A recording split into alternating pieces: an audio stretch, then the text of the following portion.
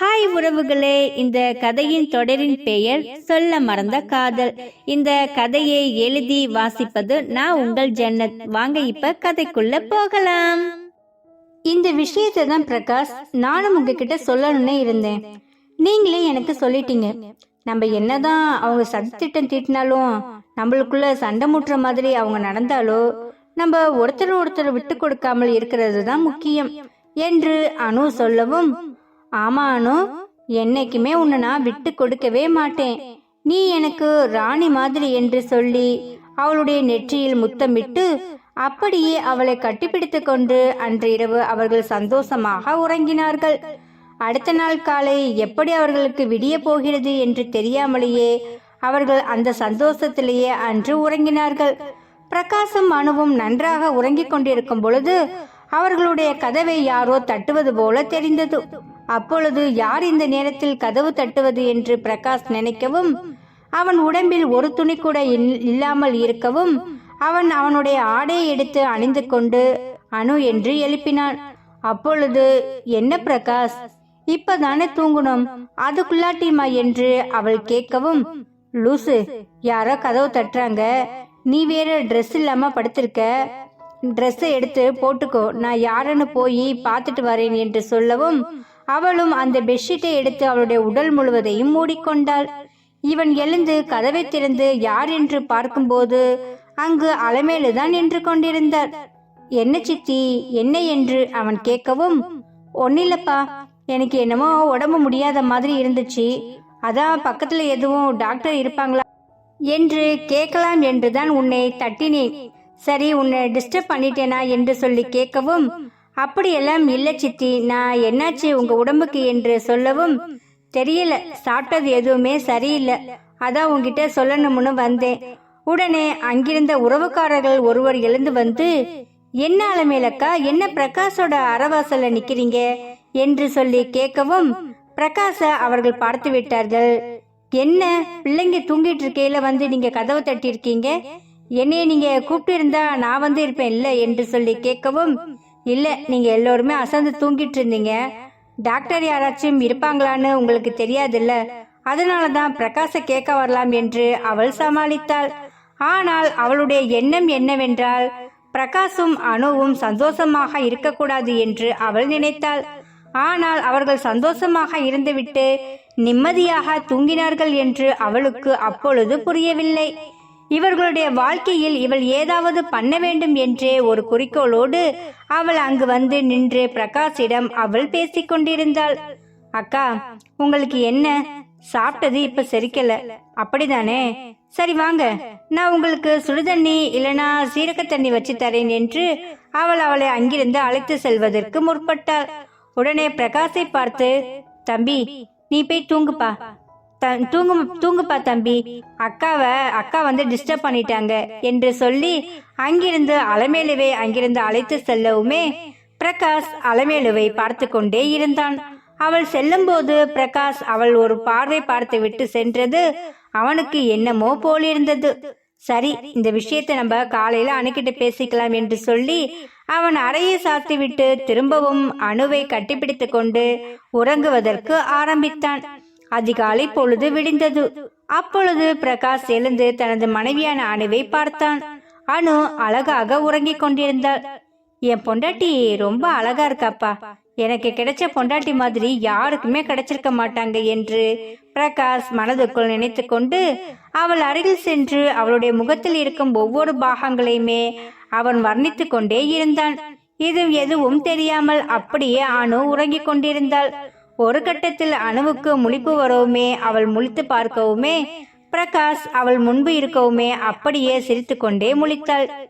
என்ன பிரகாஷ், என்ன பண்றீங்க என்னுடைய ஃபேஸ்ல என்று கேட்கும்போது, இல்ல, என்னுடைய மனைவி எவ்வளவு அழகா இருக்கா இல்ல, அதான் என்னுடைய மனைவியை நான் வர்ணிச்சுக்கிட்டு இருந்தேன் என்று அவன் சொல்லவும், அப்படியா, நான் அவ்வளவு அழகாவா இருக்கேன் என்று கேட்கவும், ஆமா மனு, நீ எவ்வளவு அழகு தெரியுமா என்று சொல்லி அவர்கள் இருவரும் அப்படியே பேசிக் கொண்டிருக்கவும், அனு, அன்னைக்குதான் உன் கூட குளிக்கிறதுக்கு எனக்கு பர்மிஷன் கொடுக்கல, இன்னைக்கு நம்ம 2 பேரும் ஒன்னா குளிக்கலாமா என்று அவன் கேட்கவும், நான் தான் நேத்தே சொல்லிட்டேனே, இனிமேலு என்னுடைய கணவர் எது கேட்டாலும் நான் தடுக்கவே மாட்டேன். நான் இனி உங்களுக்குத்தான். இனிமேல் நீங்க என்கிட்ட கேட்கவே வேணாம். நீங்க என்னை எடுத்துக்கலாம் என்று சொல்லவும் அவன் ஒரே குஸ்தியாகிவிட்டான். நிஜமாவா? அப்ப இன்னைக்கு நம்ம ஒன்னாதான் குளிக்க போறோமா என்று சொல்லி அவன் குளிப்பதற்கு தயாரானான். என்ன பிரகாஷ், அதுக்குள்ளாட்டிமா? இருங்க, இப்பதானே எந்திரிச்சேன் என்று அனு சொல்லவும், என்னனோ எந்திரிச்சிட்டீல, அப்புறம் ஏன் என்று அவன் கேட்கவும், இல்ல எனக்கு ரொம்ப டயர்டா இருக்குது என்று அவள் சொல்லவும், சரி கொஞ்சம் ரெஸ்ட் எடுத்துக்கோ என்று அவன் சொல்லவும், அப்பொழுது அவளிடம், அனு இன்னைக்கு நம்ம சொந்தக்காரங்க எல்லாம் வேற ஊருக்கு கிளம்புறேன்னு சொன்னாங்க. அதனால இன்னைக்கு ஒரு நாள் ப்ளீஸ் அட்ஜஸ்ட் பண்ணிட்டு சீக்கிரமா குளிச்சுட்டு கீழே போகலாமா என்று அவன் கேட்கவும், ஆமல்ல, நானும் மறந்துட்டேன், சரி என்று அவள் எழுந்து அப்படியே உட்கார்ந்திருந்தாள். அப்பொழுது அவளிடம் சென்று அவளை ஒரு குழந்தை போல பாவித்து அவளை சிறு குழந்தை போல குளிப்பதற்கு அழைத்து சென்றான் பிரகாஷ். என்ன பிரகாஷ், நான் என்ன குழந்தையா, என்னை தூக்கிட்டு வரீங்க என்று அனு கேட்கவும், நீ சொன்னாலும் சொல்லாட்டினாலும் நீ எனக்கு இப்ப குழந்தைதான் என்று அவன் சொன்னான். இப்படியே இருவரும் ஒன்றாக அன்று குளித்தார்கள். குளித்து முடித்து வெளியே வந்த பிறகு அனு அழகாக புடவை உடுத்தி அவளுக்கென்று கொடுத்த நகையை எடுத்து போட்டுக்கொண்டு அழகாக தலைவாரிக்கொண்டு அவன் முன்னாடி வந்து நிற்கவுமே, அனு நீ அப்படியே தேவதை தான் அனு என்று அவன் சொல்லவும், அப்படியா என்று அனு கேட்டாள்.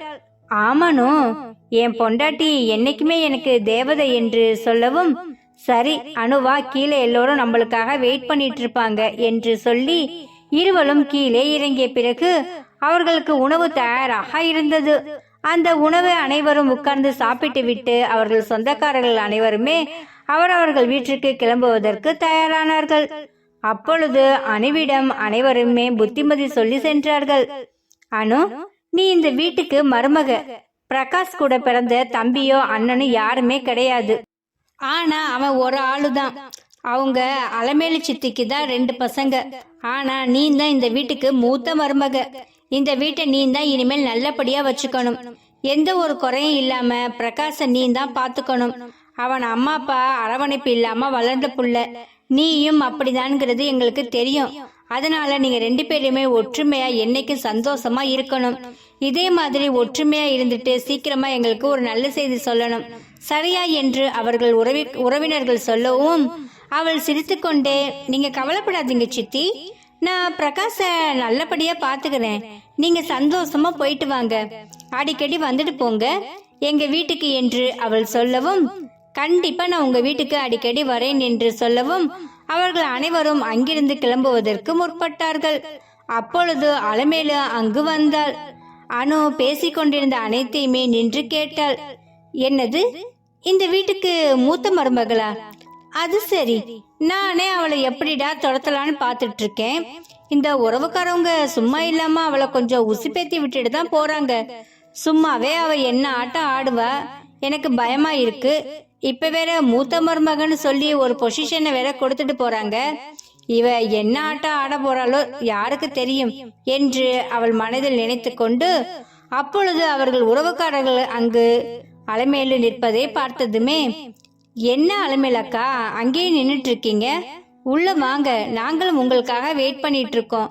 நாங்க கிளம்பிட்டோம், உங்ககிட்ட சொல்லிட்டு போகலான்னு தான் வெயிட் பண்ணிட்டு இருந்தோம். சரிக்கா, நாங்க போயிட்டு வரோம். அனுவையும் பிரகாஷையும் பார்த்துக்கோங்க, அப்பப்ப வந்து.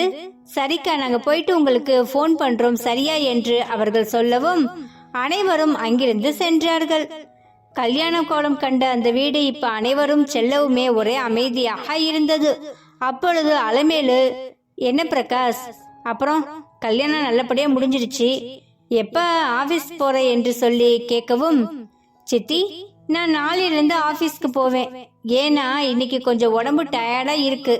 இன்னைக்கு ஃபுல்லா ரெஸ்ட் எடுத்துட்டு நாளைக்கு நானும் அனுவும் எப்பவும் போல ஆபீஸ்க்கு போயிடுவோம் என்று சொல்லவும், அப்பொழுது அலமேலு, அனுவை எதுக்கு இப்ப கூட்டிட்டு போற? ஒரு 2-3 வாரம் அவ வீட்டுல இருக்கட்டும், அதுக்கப்புறமா நீ அனு ஆபீஸ்க்கு கூட்டிட்டு போகலாமே என்று சொல்லி அலமேலு சொல்லவும், அவள் மனதில் என்ன திட்டம் வைத்துக்கொண்டு அப்படி சொன்னாள் என்று பிரகாஷுக்கு தெரியவில்லை. ஆனால் அளவேலுவை தெரியும். அதனால இல்ல சித்தி. அனு வீட்டுல தனியா இருக்க வேண்டாம். என் கூட அங்க வந்திருந்தா அவ கொஞ்சம் ஹாப்பியா இருப்பா என்று பிரகாஷ் சொல்லவும் அவளால் மறுவார்த்தை சொல்ல முடியவில்லை. சரி என்று மட்டும் பிரகாஷிடம் சொன்னாள். சரி பிரகாஷ், அப்ப எல்லோருமே கிளம்பிட்டாங்க, நாங்களும் கிளம்புறோம் என்று சொல்லவும் ஏன் சித்தி இருங்களே, மத்தியானம் அனுதான் சமைக்க போறா, சாப்பிட்டுட்டு போகலாமே என்று அவன் சொல்லவும் இல்லப்பா இருக்கட்டும் பரவாயில்ல என்று சொல்லிவிட்டு அனுவை பார்த்தாள். என்னது, இவ சமைச்சு நான் சாப்பிடணுமா? எதுக்கு? நான் என்ன சாப்பாட்டுக்கு ஏமாந்து கிடக்குறேனா?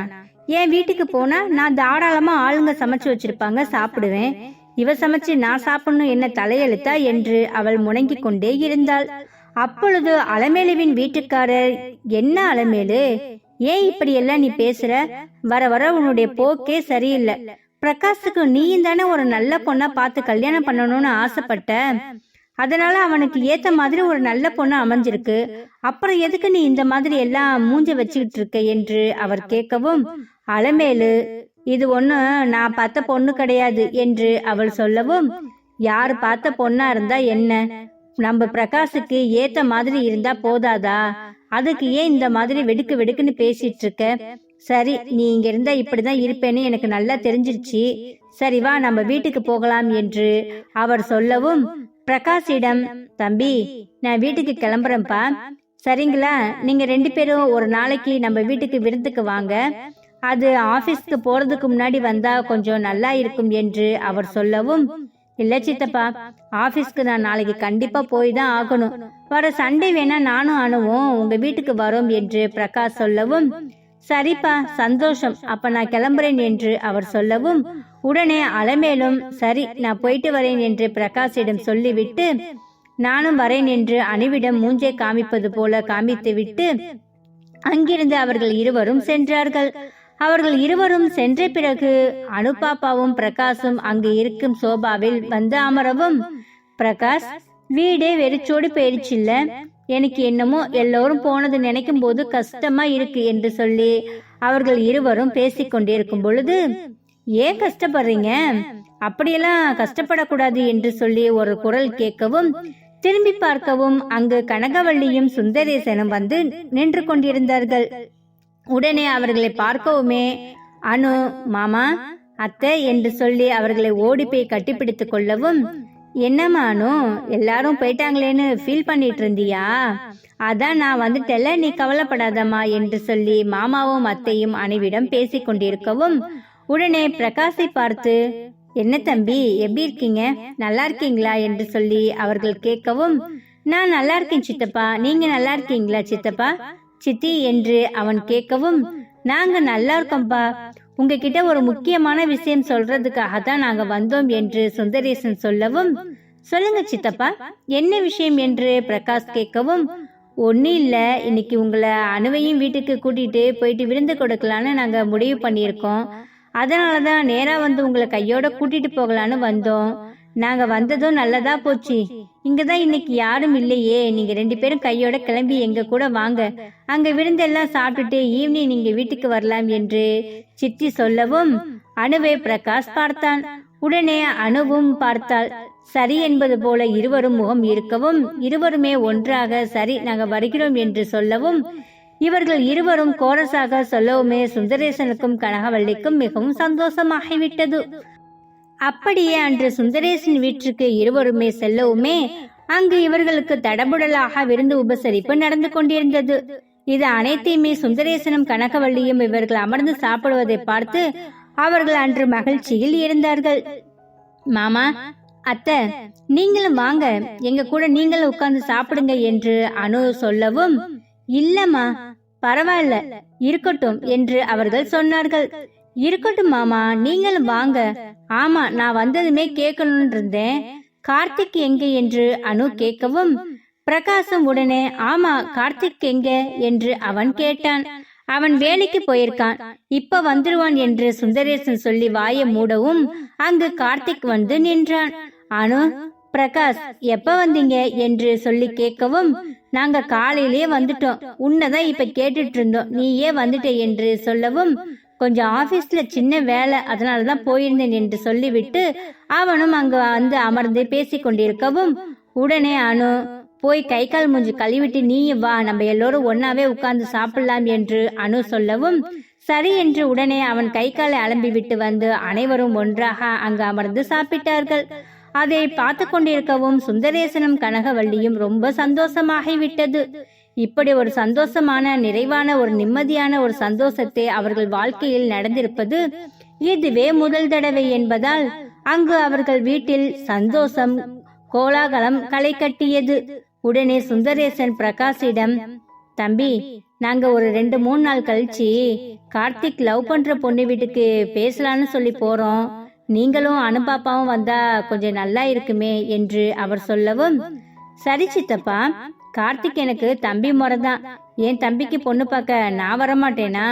அதெல்லாம் கண்டிப்பா நான் வருவேன். நீங்க எப்ப என்னங்கிறத சொல்லுங்க, நம்ம எல்லோருமே ஒன்னாவே போய் கார்த்திக்கு பேசி முடிச்சுட்டு வந்துடலாம் என்று பிரகாஷ் சொல்லவும், சரி தம்பி, அப்ப நான் அவங்க அப்பா அம்மா கிட்ட பேசிட்டு உங்களுக்கு எப்ப போறோம்னு நான் இன்ஃபார்ம் பண்றேன். அப்ப நீங்களும் அனுவும் கிளம்பி வந்துருங்க என்று சுந்தரேசன் சொல்லவும் சரி என்று பிரகாஷ் சொன்னான். இவை அனைத்தையுமே கேட்டுக்கொண்டிருந்த கார்த்திக் தனக்கு பேசி முடித்து கல்யாணம் பண்ண போகிறார்கள் என்ற சந்தோஷத்தில் அவனுடைய மனம் அன்று துள்ளி கொதித்து கொண்டு இருந்தது. இதே சந்தோஷத்தில் அன்று அனைவருமே மிகவும் சந்தோஷமாக இருந்தார்கள். பிறகு அனு, மாமா, எங்களுக்கு டைம் ஆயிடுச்சு, நாங்க வீட்டுக்கு கிளம்புறோம் மாமா என்று அவள் சொல்லவும், என்னம்மா இப்பதானே வந்தீங்க, அதுக்குள்ளாட்டியும் கிளம்புறேன்னு சொல்றீங்க என்று மாமா கேட்கவும், இல்ல மாமா, எங்களுக்கு கொஞ்சம் வேலை இருக்கு, நாளைக்கு நாங்களும் ஆபீஸ்க்கெல்லாம் கிளம்பணும், அதனால இப்பயே கொஞ்சம் வேலையெல்லாம் நாங்க முடிச்சு வச்சாதான் நல்லா இருக்கும், அதுக்காக தான் மாமா நாங்க கிளம்புறோம் என்று அனு சொல்லவும் உடனே பிரகாஷ், சித்தப்பா, நாங்க வீட்டுக்கு போயிட்டு கண்டிப்பா இன்னொரு நாளைக்கு வரோம், நீங்களும் அடிக்கடி வாங்க, நம்ம கார்த்திக்கு சீக்கிரமா எப்ப போறோங்கிறத நீங்க முடிவு பண்ணி சொல்லுங்க, நானும் அதுக்குள்ளாட்டியும் ஆபீஸ்ல இருக்கிற வேலையை நான் முடிச்சிடுறேன், ஏன்னா அப்பதான் நம்ம ஃப்ரீயா வர முடியும். எங்க அலமேலாத்த வீட்டுல வேற விருந்துக்கு கூப்பிட்டுருக்காங்க, நீங்க எப்பன்னு சொன்னீங்கன்னா அதுக்கான டேட்டை நான் உங்ககிட்ட கொடுத்துருவேன். சாரி சித்தப்பா, கோச்சிக்காதீங்க, நாங்க கொஞ்சம் வேலை இருக்குன்னு தான் கிளம்புறோம் என்று பிரகாஷ் சொல்லவும், பரவாயில்லப்பா, இருக்கட்டும், நீங்க 2 பேரும் இவ்வளவு தூரம் இங்க இருந்ததே எங்களுக்கு சந்தோஷம்தான். சரி, 2 பேரும் பார்த்து பத்திரமா போயிட்டு எங்களுக்கு போன் பண்ணுங்க என்று சுந்தரேசன் சொல்லவும் அனுவும் பிரகாஷும் அங்கிருந்து கிளம்பினார்கள். இருவரும் காரில் சென்று கொண்டிருக்கும் பொழுது பிரகாஷ், என்ன அனு, உங்க வீட்டுல இன்னைக்கு நீ உங்க மாமா கூட இருந்து சாப்பிட்டது ரொம்ப சந்தோஷமா இருக்க போல என்று பிரகாஷ் கேட்கவும், ஆமா பிரகாஷ், எங்க மாமா கூட இப்படி உட்கார்ந்து சாப்பிட்டு ரொம்ப நாளாச்சு, இன்னைக்கு நான் ரொம்ப சந்தோஷமா இருக்கேன், இதோ சந்தோஷத்தோட நம்ம வீட்டுக்கு போயிட்டோம்னா இன்னும் எனக்கு ஹாப்பியா இருக்கும் என்று அனு சொல்லவும், ஆமா அனு, நம்ம வீட்டுக்கு போயிட்டு கொஞ்ச நேரம் நம்ம ஆபீஸ்ல உள்ள ஃபைல் எல்லாம் நாளைக்கு எடுத்துட்டு போறதுக்கு எடுத்து வச்சுட்டு நம்ம ஈவினிங் வேணா கொஞ்சம் எங்கேயாச்சும் வெளியில போயிட்டு வரலாம், உன்னவா நான் இன்னைக்கு ஒரு முக்கியமான இடத்துக்கு கூட்டிட்டு போறேன் என்று பிரகாஷ் சொல்லவும், முக்கியமான இடமா, அப்படி எங்க என்னைய கூட்டிட்டு போக போறீங்க என்று அனு கேட்டாள். பிரகாஷ், என்னை எங்க கூட்டிட்டு போக போறீங்க என்று அனு கேட்கவும், அதெல்லாம் சர்ப்ரைஸ், சொல்ல மாட்டேன், வா, உன்னை ஒரு முக்கியமான இடத்துக்கு தான் கூட்டிட்டு போவேன். ஆமா அனு, நாளைக்கு நீ ஆபீஸ்க்கு வரத பத்தி நீ என்ன நினைச்சிட்டு இருக்க என்று பிரகாஷ் கேட்கவும், இதுல என்ன பிரகாஷ் இருக்கு, நாளைக்கு நான் ஆபீஸ்க்கு வரதா போறேன், ஆனா என்னுடைய வேலை பெண்டிங் எதுவுமே அங்க இல்ல, நான் இனிமேலே என்னோட ஹஸ்பண்டுக்கு பர்சனல் செக்ரட்டரியா தான் அங்க வரேன். ஆனா நீங்க பர்சனல் செக்ரட்டரின்னு காயத்ரி முன்னாடி சொல்லவும் அவங்களுடைய ரியாக்ஷனை பாக்குறதுக்கு நான் வெயிட் பண்ணிட்டு தான் இருக்கேன். பிரகாஷ், இன்னொரு விஷயம், நாளைக்கு எப்படியும் உங்க சித்தி பாருங்க ஆபீஸ்க்கு வருவாங்க, அதனாலதான் காலையிலேயே உங்க சித்தி எப்பப்பா நீ ஆபீஸ் போறன்னு கேட்டுட்டாங்கல்ல, எனக்கு தெரிஞ்சு இன்னும் உங்க சித்தி இந்த விஷயத்த காயத்ரி கிட்ட சொல்லலன்னு நினைக்கிறேன். அப்படி சொல்லியிருந்தா இந்நேரம் காயத்ரி உங்களுக்கு போன் போட்டு, ஏன் சார் என்னுடைய வேலையை நீங்க மாத்துறீங்கன்னு அவ கேட்டிருந்திருப்பா, அதனால உங்க சித்தி இன்னும் சொல்லலன்னு நான் நினைக்கிறேன் என்று அனு சொல்லவும், அப்படியா சொல்ற, ஆமா அனு, நானும் அந்த காயத்ரி கிட்ட வேலைய மாத்திட்டேன்னு சொல்லும் போது அவளுடைய ரியாக்ஷன் எப்படி இருக்குன்னு நானும் பார்க்கணும். எனக்கும் தான் ஆசையா இருக்கு என்று பிரகாஷ் சொல்லவும் இப்படியே இருவரும் சந்தோஷமாக பேசிக்கொண்டே அவர்களுடைய வீட்டை அடைந்தார்கள். வீட்டிற்கு சென்ற பிறகு உஸ்ஸென்று அப்படியே சோபாவில் அமரவும், அனு, எனக்கு இப்ப எப்படி தெரியுமா இருக்கு, நீ இந்த வீட்டுல இருக்கிறது எனக்கு ஏதோ எத்தனோ பேர் இங்க இருக்கிற மாதிரி எனக்கு ஒரு உணர்வு தோணுது என்று அவள் சொல்லவும், ஏன் பிரகாஷ் அப்படி சொல்றீங்க என்று அவன் கேட்கவும், உடனே அவன் அணுவின் மடியில் வந்து படுத்துக்கொண்டு, என்னன்னு தெரியல, இவ்வளோ நாள் தனிமையிலே இந்த வீட்டுல இருந்துட்டேனா, இப்ப நீ வரவுமே எனக்கு ஏதோ ஒரு யானை பலம் கிடைச்ச மாதிரி இருக்கணும். இந்த சந்தோஷம் எனக்கு எப்பவுமே கிடைக்கணும்னு நான் அந்த கடவுள்கிட்ட வேண்டிட்டு இருக்கேன் என்று பிரகாஷ் சொல்லவும், பிரகாஷ், நம்ம என்னைக்குமே இப்படியே சந்தோஷமா இருப்போம், நீங்க கவலைப்படாதீங்க என்று அனு சொன்னாள். அனுவுக்கும் பிரகாஷுக்கும் தடபுடலாக அவர்கள் மாமா வீட்டில் விருந்து உபசரிப்பு நடந்து முடிந்தது. 2 நாள் கழித்து காதலிக்கும் பெண் வீட்டிற்கு அவர்கள் குடும்பத்தினர்கள் பெண் கேட்டு செல்ல போகிறார்கள். அங்கு அவர்கள் அப்பா அம்மா என்ன சொல்ல போகிறார்கள், இந்த கல்யாணம் நல்லபடியாக தடையில்லாமல் நடக்குமா, இதை அனைத்தையுமே நம்ம பொறுத்திருந்து தான் பார்க்கணும். எப்ப தெரியுமா, நெக்ஸ்ட் எபிசோட்ல பார்க்கலாமா? இந்த கதை பிடிச்சிருந்துச்சுன்னா இந்த கதைக்கு ஒரு லைக் அண்ட் ஷேர் கொடுத்துட்டு மறக்காம நம்மளுடைய சேனலை நீங்க சப்ஸ்கிரைப் பண்ணிக்கோங்க. இந்த கதையோட நெக்ஸ்ட் எபிசோட் நாளைக்கு பார்க்கலாம். தேங்க்யூ.